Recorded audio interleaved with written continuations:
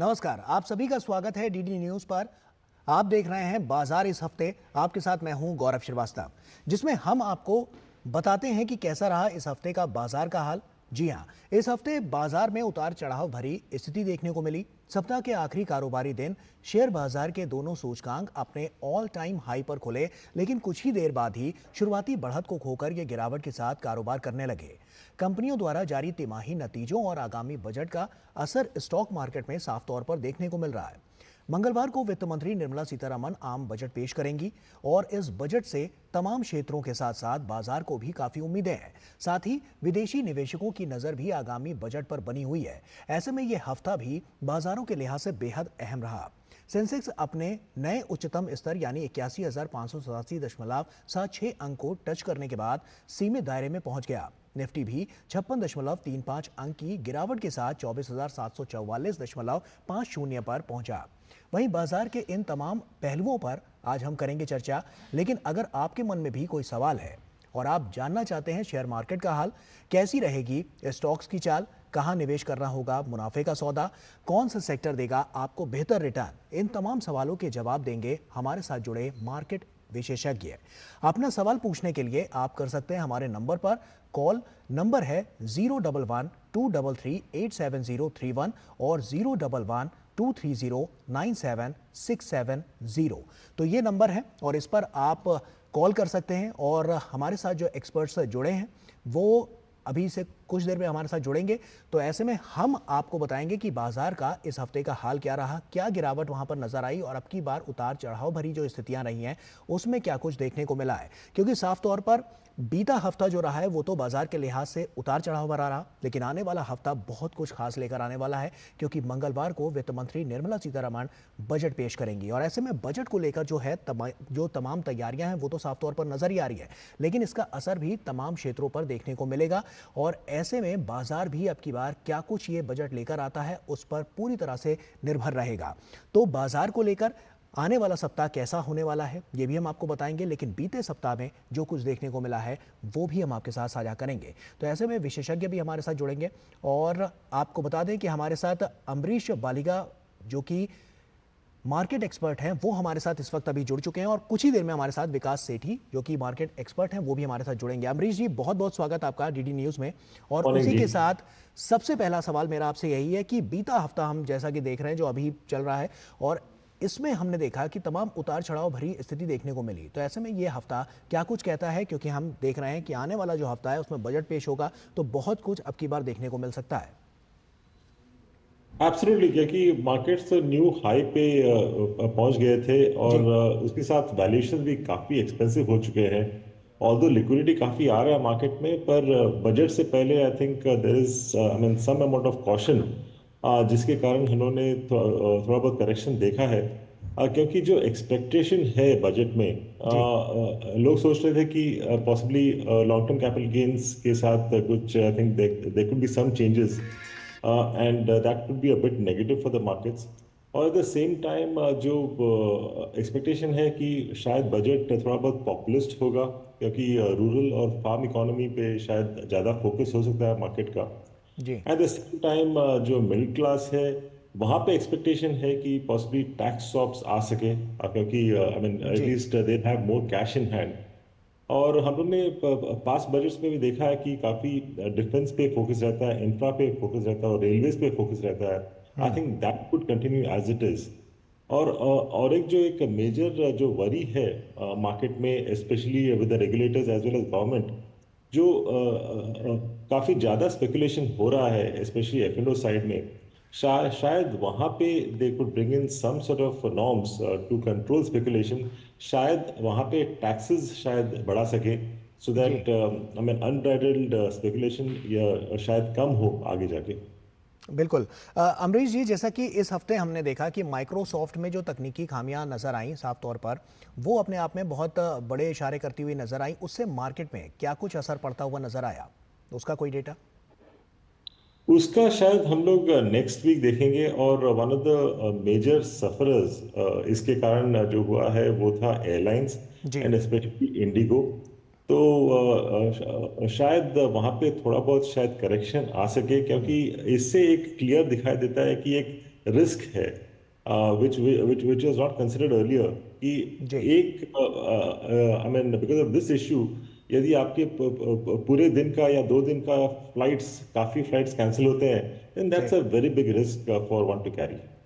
बिल्कुल। और विकास सेठी जी भी हमारे साथ जुड़ चुके हैं, मार्केट एक्सपर्ट हैं। सर बहुत स्वागत है आपका। विकास जी, अगला सवाल आपसे ही है। बजट को लेकर तमाम यहाँ पर संभावनाएं जताई जा रही हैं, आप क्या कहेंगे, क्योंकि बाजार बहुत ज़्यादा इफेक्ट होने वाला है इससे? गुड मॉर्निंग गौरव, गुड जी मॉर्निंग अमरीश जी। नहीं देखिए, ये जो आने वाला हफ्ता है काफ़ी इवेंटफुल रहने वाला है, काफ़ी हैपनिंग रहने वाला है। तो बजट है ट्यूसडे को।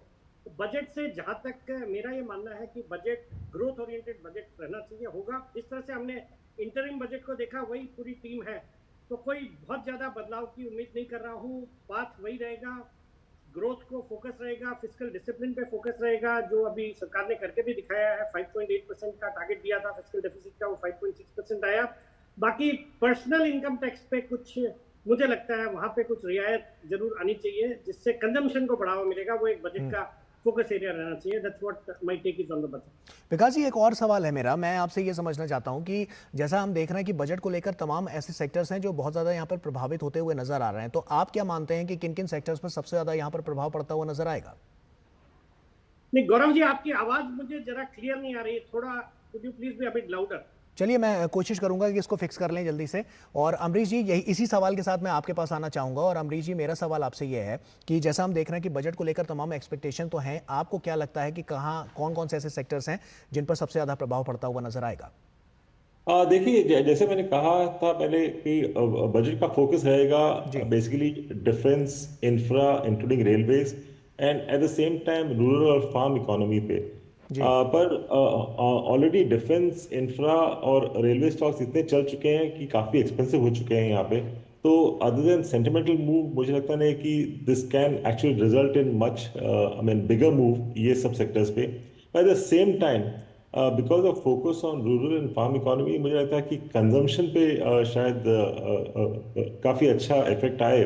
जी एंड बिकॉज ऑफ दिस मुझे लगता है कि I mean sector like FMCG, जहाँ पे ज़्यादा कुछ परफॉर्मेंस हमने देखा नहीं है लास्ट करीब 12-18 महीने में, I think we could see a decent move in the FMCG space. बिल्कुल। और हमारे साथ अब कॉलर भी जुड़ रहे हैं। हमारे साथ इस वक्त अनिल कुमार जी जुड़ रहे हैं, जो कि महाराष्ट्र से हमारे साथ जुड़ रहे हैं। अनिल जी, पूछिए, क्या पूछना चाहते हैं? जी शिपिंग और मोतीलाल ओसवाल कंपनी के बारे में जानता हूँ। इसमें होल्डिंग है मेरी, आगे के लिए कैसा रहेगा? जी विकास जी, मैं चाहूंगा कि अगर आपने सुना कि क्या सवाल उन्होंने पूछा है तो आप इसका जवाब दें प्लीज। नहीं गौरव जी, एक्चुअली सिर्फ अमरीश जी की आवाज ही क्लियर आ रही है, आपकी आवाज मुझे ऑडिबल चलिए नहीं है। तो आप अगर थोड़ा लाउड होंगे तो ज्यादा ठीक रहेगा, otherwise I can not understand what you are talking about. चलिए, मैं अनिल जी से दरख्वास्त करूंगा कि एक बार फिर से वो अपना अगर सवाल दोहरा पाएं तो। अनिल जी, अपना सवाल एक बार फिर से पूछिए। मैं जी शिपिंग और मोतीलाल ओसवाल, ये दो कंपनियों में होल्डिंग है, इसके बारे में जानना चाहता हूँ, आगे के लिए कैसा रहेगा? विकास जी, अगर आपको आवाज मिल पाई हो तो। आपकी आवाज अब आ रही है। चलिए, अमरीश जी, अगर आपको आवाज मिल पाई हो तो क्या आप इस सवाल का जवाब देंगे? मैं तो बोलूँगा दोनों स्टॉक्स में एक बार प्रॉफिट बुक करना चाहिए, क्योंकि जी शिपिंग में भी जी काफ़ी अच्छा चल चुका था from levels of about 1000 to 1300 plus, in fact 1450 500 तक गया था। I think now it's on the on a correction mode. तो मार्केट भी मुझे लगता है कि थोड़ा बहुत करेक्ट करेगा। तो इस लेवल पे it's closer to about 1300 levels, मुझे लगता है कि एक बार प्रॉफिट बुक करना चाहिए। At the same time even in Motilal Oswal, जो अभी रिसेंट चेंजेस हुए हैं एज फार जी as the turnover charges are concern, तो उससे most of the bigger brokerage houses को शायद मार्जिन प्रेशर रहेगा। So from that point of view even Motilal Oswal में भी प्रॉफिट बुक करना चाहिए। ठीक है। विकास जी, मेरा सवाल आपसे यह है कि अगर हम इसको देखें तो ग्लोबल मार्केट पे क्या असर पड़ने वाला है इस बजट को लेकर? नहीं देखिए, जहां तक हमारे बजट का सवाल है, ग्लोबल मार्केट्स में उससे ज्यादा डायरेक्टली तो कोई इम्पैक्ट नहीं होने वाला। बट अगर हम अच्छा बजट पेश करते हैं, जो कि मुझे पूरी पूरी उम्मीद है, तो जो फॉरेन इन्वेस्टर्स जो काफी भारत में ओवरसोल्ड है, काफी बेचा उन्होंने, तो they could be expected to come into back into our markets. और बाकी हमारे इकोनॉमी के जो मैक्रो इकोनॉमिक इंडिकेटर्स है, वो और ज्यादा अगर इंप्रूव होने के रहेंगे, तो मुझे लगता है उससे भी लोगों का इंटरेस्ट आएगा। Already we are growing at last year के अगर जीडीपी ग्रोथ की बात करें तो 8.2% का जीडीपी ग्रोथ था, तो फिस्कल डिसिप्लिन अच्छा हमने मेंटेन किया। और बाकी हम कुछ सेक्टर्स को जब हम फोकस करते हैं, जैसे मेक इन इंडिया की थीम चल रही है जिसपे सरकार ने रेलवेज, डिफेंस, इंफ्रास्ट्रक्चर, केपेक्स को बढ़ावा देने के लिए काम कर रही है, तो मुझे लगता है ऑल इन ऑल इन सब का असर ग्लोबल निवेशकों की नज़र जो भारत पे है, आज Bharat, India is the fastest major fastest growing economy in the world. मुझे लगता है लोगों का इंटरेस्ट बनेगा एंड दैट वुड सी कि we are in good times. और मुझे लगता है यहाँ से बाजार में, हालांकि जर्नी बहुत स्मूथ नहीं होगी बिकॉज वैल्यूएशंस थोड़े अब एक्सपेंसिव लगने लगे हैं, बट मुझे लगता है अप्स एंड डाउन्स के साथ वी आर हेडेड अपवर्ड्स। जी, अब विकास जी, डॉलर के मुकाबले अगर रुपए को हम देखें तो उसकी स्थिति क्या रह सकती है? जो हमने बीते हफ्ते देखा, क्या ऐसी सामान्यता स्थिति ही रह सकती है या कुछ इसमें परिवर्तन हो सकता है? नहीं, देखिए, एक तो हम सबसे बड़ा इवेंट होने जा रहा है कि हम एक्सपेक्ट कर रहे हैं कि नवंबर में फेड रेट कट कर सकता है। एंड यू नेवर नो, अगर ये जुलाई में या अगस्त में भी होता है, तो अगर फेड रेट कट करता है तो डेफिनेटली उसका प्रेशर, उसका जो पॉजिटिव इम्पैक्ट है या स्ट्रेंथनिंग हमारे करेंसी की डेफिनेटली हो सकती है। और जिस तरह से मैं एक्सपेक्ट कर रहा हूँ कि एफआईज की अगर बाइंग आती है भारत में और फंड फ्लोज आते हैं, तो that would also strengthen our rupee. मुझे लगता है ऑल इन ऑल, मुझे लगता है रुपए में जो स्ट्रेंथ रहेगी and it should be taken like that. ठीक है, जमशेदपुर से एक कॉलर हमारे साथ जुड़ रहे हैं, शुभांकर। शुभांकर जी, स्वागत आपका, पूछिए क्या पूछना चाहते हैं। जी सर, मैं सिर्फ 20 साल का हूँ, ठीक है। मैं स्टॉक मार्केट से शायद 1-2 साल से इन्वेस्टमेंट भी कर रहा हूँ और मेरा अभी पोर्टफोलियो वैल्यू 15 लाख का हो चुका है, जी। ठीक है। लेकिन हम चाहते हैं कि अभी हम और ज्यादा इन्वेस्टमेंट करें, तो हम साल का कितना इन्वेस्टमेंट कर सकते हैं? जैसे बोलता है कि 10 लाख से ज्यादा करेंगे तो आपको ITR इनकम टैक्स से नोटिस हो सकता है, तो क्या इससे मैं 15 लाख या 20 लाख कर सकता हूँ म्यूचुअल फंड इसमें मिला के? ठीक है, अमरीश जी, मैं चाहूंगा कि आप इस सवाल का जवाब दें जो हमारे कॉलर जुड़ रहे हैं। देखिए, इन्वेस्टमेंट का कुछ लिमिट होता नहीं है। You can invest as per, मैंने आपके पास कितना लिक्विडिटी है, कितना आप इन्वेस्ट कर सकते हो, आप कर सकते हो, उसमें प्रॉब्लम नहीं है। पर जो भी आप इन्वेस्टमेंट करके जो भी प्रॉफिट होता है आपका, as long as you report that correctly, तो आपको IT से कुछ प्रॉब्लम नहीं आ सकता है। So clearly there is no limit. ठीक है, अमरीश जी, मेरा सवाल आपसे यह है कि अगर हम ऑटो सेक्टर को देखें तो हमने देखा है कि काफ़ी कुछ उछाल देखने को मिल रहा है। क्या ये जो उछाल है वो आने वाले समय में भी ऐसे ही कायम रह पाएगा? नहीं, देखिए, ऑटो सेक्टर में I mean as of now जो इन्वेंट्री लेवल्स है काफ़ी हाई हो चुके हैं। करीब 60,000 करोड़ की इन्वेंट्री है विद द डीलर्स। तो शायद ओवर द नेक्स्ट 2 और 3 मंथ्स हम लोग थोड़ा बहुत स्लो डाउन देखेंगे। आई थिंक द नेक्स्ट ट्रिगर जो आएगा ऑटो सेक्टर के लिए वो होगा the festive season starting from October. यदि उस वक्त हम लोग देखते हैं कि अच्छा अपटिक आता है सेल्स में, उसके बाद ही शायद ऑटो सेक्टर अच्छा चल सकता है। बट टिल देन मुझे लगता है कि थोड़ा बहुत स्लो डाउन रहेगा। ठीक है, विकास जी, मिड कैप में और स्मॉल कैप की जब हम बात करते हैं तो यहाँ पे हमने देखा है कि यहाँ के शेयर्स में काफ़ी दबाव देखने को मिल रहा है, तो क्या इसका बड़ा रीज़न आप मानते हैं? देखिए गौरव जी, पिछले कुछ महीनों में हमने एक अफलातून तेजी देखी है मिड कैप इंडेक्स में, स्मॉल कैप इंडेक्स में। और ये जो इलेक्शन के नतीजों के बाद जो गिरावट आई, अगर वहां से देखें तो बहुत अच्छी एक तेजी बन गई है। तो स्वाभाविक था कि थोड़ी बहुत प्रॉफिट बुकिंग आएगी। बाकी वैल्यूएशंस भी थोड़े एक्सपेंसिव होने लगे थे और पिछले वीक में अच्छा खासा हमने ढंग का correction mid cap small cap में देखा है। और हम देख भी रहे हैं कि अगर एफआईज भारत में आते हैं तो उनका जो ज्यादा जो खरीदारी होती है वो लार्ज कैप्स में पहले आएगी। तो उस लिहाज से भी प्लस थोड़ी बहुत प्रॉफिट बुकिंग देखने को मिली और थोड़े वैल्यूएशंस भी एक्सपेंसिव हो गए थे। बट मुझे लगता है पिछले वीक के अच्छे खासे करेक्शन के बाद अब वापस से लेवल्स थोड़े ठीक ठाक हो गए हैं। तो अच्छी क्वालिटी के स्टॉक्स में जहां अब वैल्यूएशंस बहुत ज्यादा महंगे नहीं है, वहां पे बिल्कुल बने रहने की सलाह रहेगी। या फिर अगर बजट के पहले जो सोमवार को बाजार है या और गिरावट आती है तो खरीदारी करने के भी मौके ढूंढने चाहिए। I remain bullish on this market. ठीक है, हमारे साथ एक और कॉलर दिल्ली से जुड़ रहे हैं, सोनू। सोनू, पूछिए क्या पूछना चाहते हैं।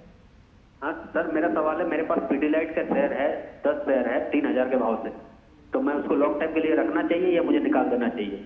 विकास जी, अगर आपने आवाज सुनी हो तो मैं चाहूंगा कि आप जवाब दें। देखिए, पीडीलाइट एक बहुत ही दमदार क्वालिटी की कंपनी है। इन्होंने जिन लेवल्स पे खरीदा वहां से कुछ मुनाफे पे बैठे हैं और मेरा ये मानना है कि अगर कंजम्पशन को बूस्ट मिलता है इस बजट में तो ये जितनी कंपनियां हैं जो एफएमसीजी स्टॉक्स है या इस तरह के प्रोडक्ट्स को कैटर करती है उनके लिए एक अच्छा समय होगा। हालांकि वैल्यूएशन बहुत सस्ते नहीं है, बट हम इस तरह की कंपनियों को हमेशा एक्सपेंसिव वैल्यूएशन पे देखते हैं जो और भी वैल्यूएशन एक्सपेंसिव हो सकते हैं। तो करंट लेवल्स पे मुझे लगता है इनको होल्ड करना चाहिए। चलिए, तो यहाँ पर एक छोटे से ब्रेक का वक्त हो गया है, लेकिन ब्रेक के उस पार चर्चा लगातार जारी है। तो हम अपने कॉलर से भी कहेंगे कि अगर आपके मन में भी कोई सवाल है तो आप यहाँ पर पूछ सकते हैं। हमारे साथ मार्केट एक्सपर्ट यहाँ पर बने हुए हैं। तो छोटे से ब्रेक का यहाँ पर वक्त हो गया है, हम जल्द हाजिर होते हैं। अब आया असली स्वाद। अब आया स्वाद। जब स्वाद के पड़े हो लाले तो MDH का चंकी चाट मसाला डालें। MDH का चंकी चाट मसाला। MDH।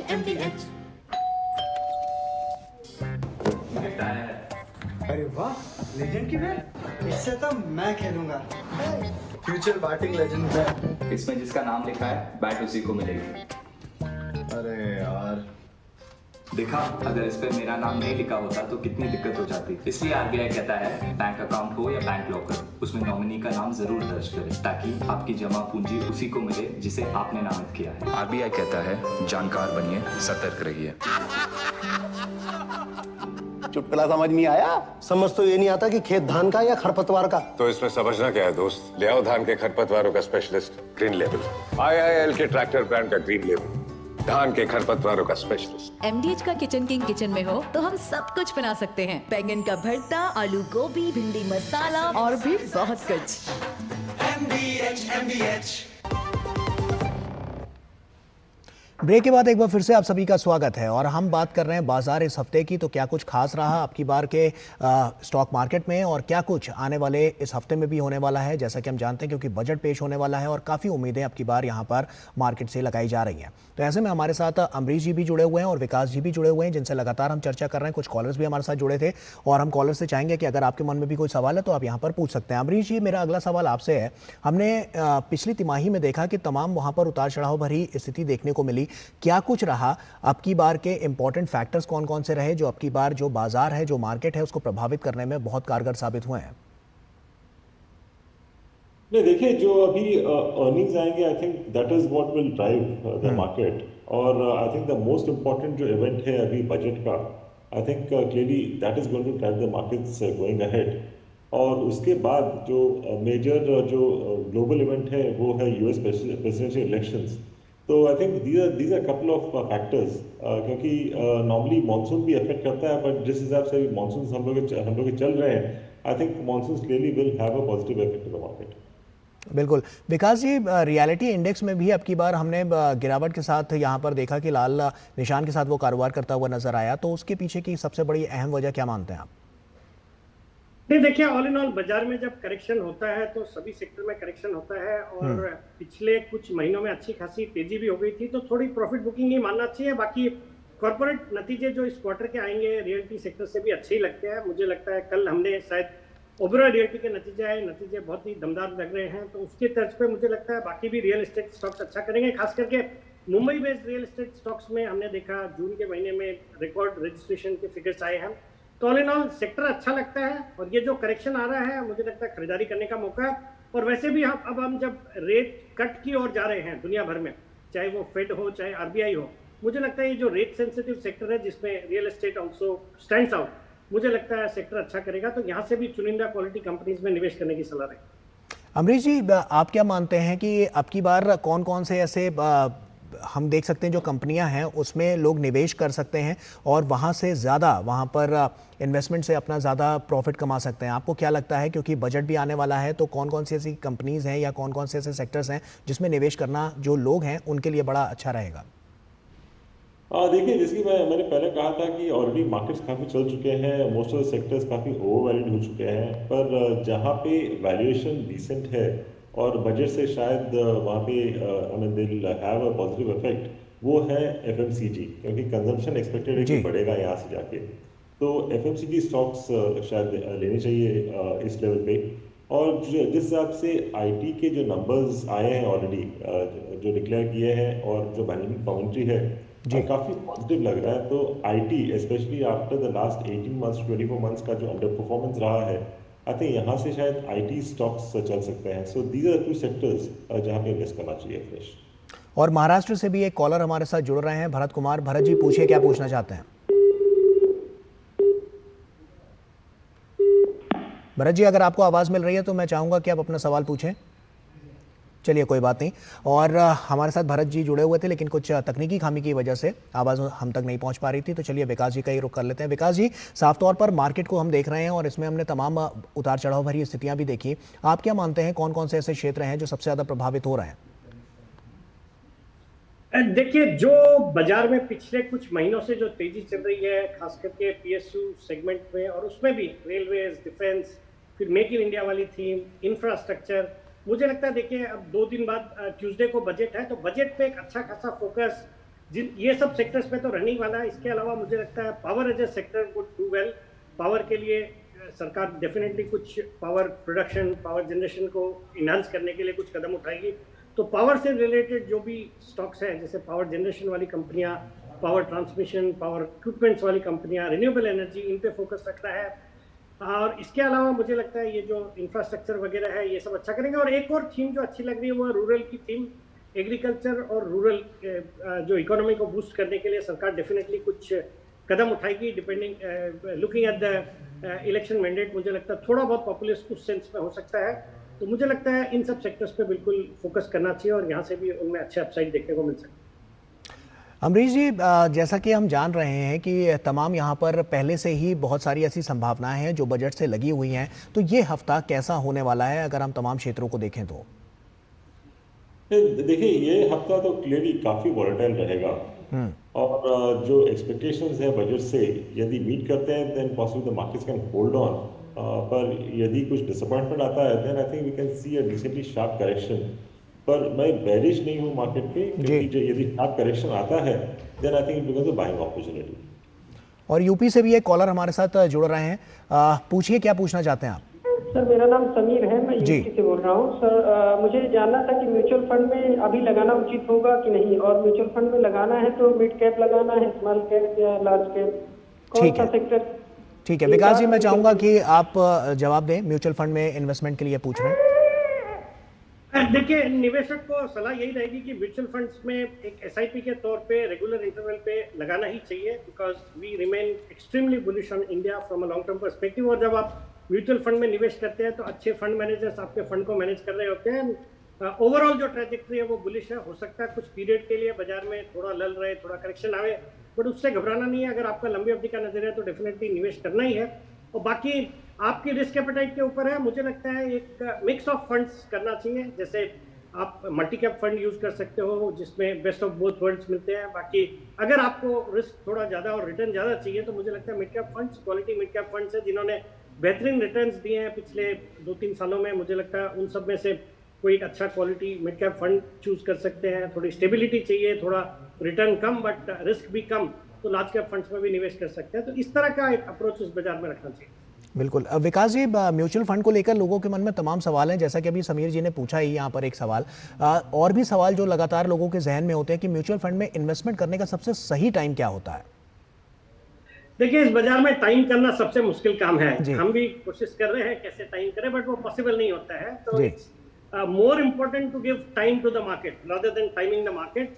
तो टाइमिंग नहीं करने की कोशिश करनी चाहिए। बाकी आप और वैसे अगर आपको एक लमसम इन्वेस्टमेंट करना हो तो जब पैनिक जैसा माहौल होता है, फर्ज करें जैसे हमने इलेक्शन के रिजल्ट्स वाले दिन देखा, पैनिक था, तो वो एक लमसम इन्वेस्टमेंट के लिए बहुत अच्छा समय होता है। बट बाकी आप रेगुलर इंटरवल पे एसआईपी के जरिए म्यूचुअल फंड्स पे निवेश करते रहें और लंबी अवधि के लिए करें। मुझे लगता है आपके डेफिनेटली बहुत अच्छी वेल्थ क्रिएट कर सकते हैं आप। बिल्कुल। अमरीश जी, जैसा कि हम जानते हैं कि इन्वेस्टमेंट को लेकर लोग हमेशा से देखने को मिलता है, और जैसे जो हमारे कॉलर्स भी जुड़ रहे हैं उनके मन में भी यही सवाल है सबसे ज़्यादा कि इन्वेस्टमेंट वो कहाँ पर करें जिससे ज़्यादा से ज़्यादा उनको रिटर्न मिल सके। तो ऐसे में शॉर्ट टर्म इन्वेस्टमेंट की अगर हम बात करें तो क्या लगता है कि आने वाला सप्ताह अभी बाजार में अगर और मार्केट में शॉर्ट टर्म इन्वेस्टमेंट के लिए क्या कुछ लेकर आ सकता है? नहीं, इनफैक्ट मार्केट काफी वॉलेटाइल रहेगा जैसे कि मैंने कहा था। तो इस माहौल में I would not recommend short term investment, क्योंकि बजट में क्या आने वाला है किसी को पता नहीं है। हम लोग केवल अपना व्यूज दे सकते हैं, वी कैन स्पेकुलेट, और यदि कुछ नेगेटिव आता है then I think the markets can fall quite sharply. और यदि एक ड्रीप बजट जैसा आता है then the markets can go up. तो अभी ये बोलना मुश्किल है कि अभी क्या लेना है बेचना चाहिए ताकि आप एक हफ्ते में प्रॉफिट बना सको, because like I said complete depend on budget. तो मैं रिकमेंड नहीं करूँगा कि इस हफ्ते में at least from a short term angle किसी को ट्रेड करना चाहिए। Wait for the budget, budget सुनने के बाद उसके बाद डिसीजन लेना चाहिए। तो लॉन्ग टर्म के लिए भी क्या कोई ऑप्शन हो सकता है? लॉन्ग टर्म के हिसाब से जैसे मैंने कहा था कि एटलीस्ट सेक्टर्स लाइक एफएमसीजी और आईटी यहाँ पे डिसेंट वैल्यूएशंस है, तो like at least these two sectors में आपको इन्वेस्ट करके एटलीस्ट 1 साल या 1.5 साल वेट करना पड़ेगा। बिल्कुल। विकास जी, जैसा कि हम देख रहे हैं कि अब की बार मार्केट में जो स्थितियां रही हैं और तमाम ऐसे सेक्टर्स रहे हैं जो सबसे ज़्यादा प्रभावित हुए हैं, आप क्या मानते हैं कि अब की बार इस हफ्ते की अगर हम बात करें, क्योंकि बजट सामने आ रहा है, तो ऐसे में कौन कौन से ऐसे सेक्टर्स हैं जिसमें निवेश के और रिटर्न के चांसेस सबसे ज़्यादा नजर आ रहा है? देखिए, जैसे अमृत जी ने भी कहा, चूंकि एक बजट वाला हफ्ता है तो काफी वोलेटाइल रहने की बाजार की संभावना है। बट अगर जो कंपल्सिव ट्रेडर्स हैं जिनको बहुत ही शॉर्ट टर्म के लिए और रिस्क झेल सकते हैं, तो उनके लिए मुझे लगता है इस बजट को ध्यान में रखते हुए जिन सेक्टर्स पे हम कुछ पॉजिटिव्स एक्सपेक्ट कर रहे हैं, जैसे मैंने कहा कि रूरल और एग्रीकल्चर वाली थीम अच्छी लगती है, तो वहाँ पे आप जो इरिगेशन को कैटर करने वाली, पाइप्स बनाने वाली अच्छी कंपनियां हैं, पंप्स वाली अच्छी कंपनियां हैं, मुझे लगता है, या 2 व्हीलर सेगमेंट है, अगर रूरल इकोनॉमी बूस्ट होती है तो इन सब सेक्टर्स को देख सकते हैं। फिर आपके पावर एज ए सेक्टर मुझे अच्छा लगता है, इंफ्रास्ट्रक्चर पे डेफिनेटली फोकस रहने वाला है, फिर railways, defence, make in India, manufacturing, मुझे लगता है इन सब सेक्टर्स में quality companies and also look at the valuations, जहाँ पे कुछ करेक्शन अभी रिसेंटली हुआ है, वैल्यूएशंस थोड़े कंफर्टेबल हो गए। अगर आपको कंपल्सरीली ट्रेड करना है तो इन सब सेक्टर्स के क्वालिटी स्टॉक्स में आप लॉन्ग साइड में पोजीशन रख सकते हैं, अगर बजट में कोई डिसअपॉइंटमेंट नहीं आता है। और जो कि मेरा ये मानना है कि चूंकि सब कुछ अच्छा चल रहा है तो सरकार ये डिसअपॉइंट करने वाला बजट नहीं देनी चाहिए। It would be purely growth oriented और कंटिन्यूटी रहेगी। मुझे लगता है इस तरह के सेक्टर स्टॉक्स में आप ट्रेडिंग पॉइंट ऑफ व्यू से एक कॉल ले सकते हैं। बिल्कुल विकास जी, साफ तौर पर यह नज़र आएगा क्योंकि इस बजट को उम्मीदों का बजट कहा जा रहा है और ऐसे में उम्मीदें तमाम हैं, तो हम भी यही चाहेंगे कि इस बजट से बहुत कुछ निकले, क्योंकि जो निवेशक हैं उनको ज़्यादा से ज़्यादा रिटर्न मिले, ये उनके लिए काफ़ी अच्छी बात होगी। एक छोटी यहाँ पर हम एक बड़ी खबर हमारे सामने आ रही है, आपको बता दें कि आप हमारे साथ बने रहिए, लेकिन इस बड़ी खबर से सबसे पहले अपने दर्शकों को रूबरू करा दें। आपको बता दें कि केदारनाथ पैदल मार्ग पर बड़ा हादसा हुआ है और कुछ लोगों के मरने की यहाँ पर आशंका भी जताई गई है। चिरबासा के पास पहाड़ी से भारी मलबा गिरा है, बोल्डर गिरने से 6 यात्री घायल हुए हैं, कुछ यात्रियों के मलबे में दबे होने की आशंका है। इस वक्त की बड़ी और अहम खबर, तो कुछ लोगों के मरने की भी आशंका यहां पर जताई जा रही है और इस वक्त की बड़ी खबर सामने आई है।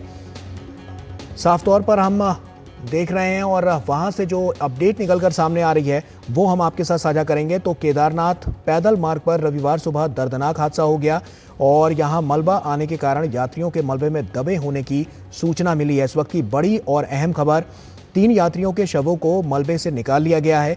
इन सभी की मौके पर मौत हो चुकी थी, जबकि एक अन्य घायल को भी निकाला गया है। तो लगातार हम देख रहे हैं कि यहाँ से जो निकालने का सिलसिला है वो बदस्तूर जारी है और उन सभी की मौके पर ही मौत हो चुकी थी, और जबकि एक अन्य घायल को भी यहाँ से निकाला गया है जिसका उपचार किया जा रहा है। चीरबासा के पास ये हादसा हुआ है और जिला आपदा प्रबंधन अधिकारी नंदन सिंह रजवार ने बताया है कि आपदा कंट्रोल रूम को रविवार सुबह 7:30 बजे के करीब सूचना प्राप्त हुई कि केदारनाथ यात्रा मार्ग पर चीरबासा के पास पहाड़ी से मलबा और भारी पत्थर के आने से यात्रियों के दबने की सूचना है।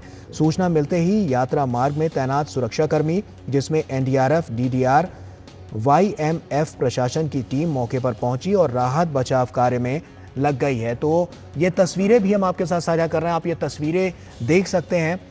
एनडीआरएफ और जो तमाम जो वहाँ पर प्रशासन वहाँ पर मुस्तैदी के साथ काम करता हुआ नजर आ रहा है। देहरादून से हमारे साथ संजीव सुंदरियाल हमारे जुड़ रहे हैं। संजीव, अगर आपको मेरी आवाज़ मिल रही है तो आपसे चाहूँगा कि आप अपडेट दें कि अभी क्या स्थिति वहाँ पर बनी हुई है। जैसा कि आपको पता है कि ये जो हादसा हुआ है वो चीर बांसवाड़ा के पास हुआ है, जहां पर आज सुबह 7:30 बजे हादसा हुआ, जहां ऊपर से पत्थर और मिट्टी के साथ मलबा आ गया, जिसमें वहां पर 3 लोगों की घटनास्थल पर ही मृत्यु हो गई, बल्कि भी 6 लोग जो घायल बता रहे हैं उनका इलाज कराया जा रहा है। जहां पर ये केदारनाथ मार्ग में बने अस्थायी अस्पताल है, वहां उनका इलाज चल रहा है। ऐसे में प्रशासन कितनी मुस्तैदी के साथ वहां पर काम करता हुआ नजर आ रहा है और क्या कुछ उनकी तरफ से अभी तक खुलासे हुए हैं? कितने यात्री अभी भी घायल बताए जा रहे हैं और किस तरह से उनको सुचारू व्यवस्था मिल सके उसका इंतजाम किया जा रहा है? एनडीआरएफ और डीडीआरएफ और जो प्रशासन था वहाँ टीम मौके पे पहुंच गई थी और बल्कि अभी कुछ ये भी समाचार मिल रहे हैं कि अभी 1-2 यात्री शायद वहीं अभी मलबे में फंसे हुए, जिन्हें निकालने के लिए अभियान जारी है। अभी मतलब मृतकों के बारे में भी पता नहीं चल पाया वो किस क्षेत्र से थे या किस राज्य के थे। और इस बीच और प्रशासन ने ये भी करा है कि वहाँ थोड़ा सा रूट में तब्दील कर दिया है, बाकी राहत बचाव कार्य भी जारी है और यात्रा सुचारू रूप से भी चल रही है। क्या अभी तक इस पर और भी संज्ञान लिया गया है? क्या मेडिकल सुविधाएं वहां पर सुचारू रूप से चल पा रही हैं? इसके बारे में कोई अगर अपडेट मिल पाई हो तो?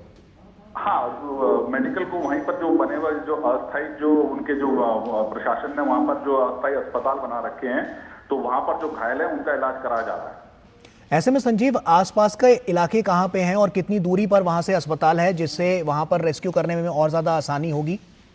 अमूमन ऐसा होता है कि जो केदारनाथ अस्पताल जो हमारे जो बने हुए हैं, अस्थायी अस्पताल जो होते हैं रूट में जगह जगह पे बने रहते हैं, तो वहीं इनका इलाज किया जाता है। वहां पर उनको ये नहीं कि उनको जिला अस्पताल लेके जाया जाता है, वहां पर प्राथमिक सुविधाएं सारी उपलब्ध रहती हैं, तो वहीं उनका इलाज करते हैं कभी कोई दिक्कत वगैरह आती है तो। संजीव, क्या और भी टीमें मंगाई जा रही हैं जो सुरक्षा व्यवस्था को और ज्यादा चाक चौबंद कर पाए यहाँ पर? नहीं, अब जैसे मैंने बताया कि कोई टीम नहीं मंगाई जा रही है, वहीं पर SDRF, NDRF वगैरह सब लगी हुई हैं, तो अभी रूट में थोड़ी तब्दीली की गई है, रूट को थोड़ा सा उन्होंने डाइवर्ट कर दिया है, यात्रा सुचारू रूप से जारी है। तो ऐसे में जो घायल हैं, क्या उनको निकालने का सिलसिला अभी भी जारी है? जी, अभी घायलों की खोजबीन की जा रही है। क्या पता 1-2 घायल अभी शायद मलबे में दबे हो, उनकी खोजबीन जारी की जा रही है, जारी है। तो रेस्क्यू के लिए और क्या क्या यहाँ पर इक्विपमेंट्स हैं वो इस्तेमाल किए जा रहे हैं जिससे ज्यादा से ज्यादा यात्रियों की जान बचाई जा सके? जैसे मैंने बताया कि यात्री ज्यादा नहीं फंसे हुए हैं। यात्री अगर होंगे तो 1 या 2 ही अंदर फंसे होंगे। बाकी NDRF, SDRF के पास सारा अपना इक्विपमेंट होता है, वो अपने घटनास्थल पे मौजूद है और अभी रास्ते को साफ करने के साथ ही और खोजबीन में लगे हैं। अगर कुछ मिलता है तो बताएंगे। चलिए संजीव, आप नजर बनाकर रखिए, हम आगे भी आपसे अपडेट लेते रहेंगे। बहरहाल आपका बहुत बहुत शुक्रिया तमाम जानकारियां हमसे साझा करने के लिए। और बाजार हफ्ते में फिलहाल अभी के लिए इतना ही। हमारी पूरी टीम को दीजिए इजाजत। आप बने रहिए DD न्यूज के साथ। नमस्कार।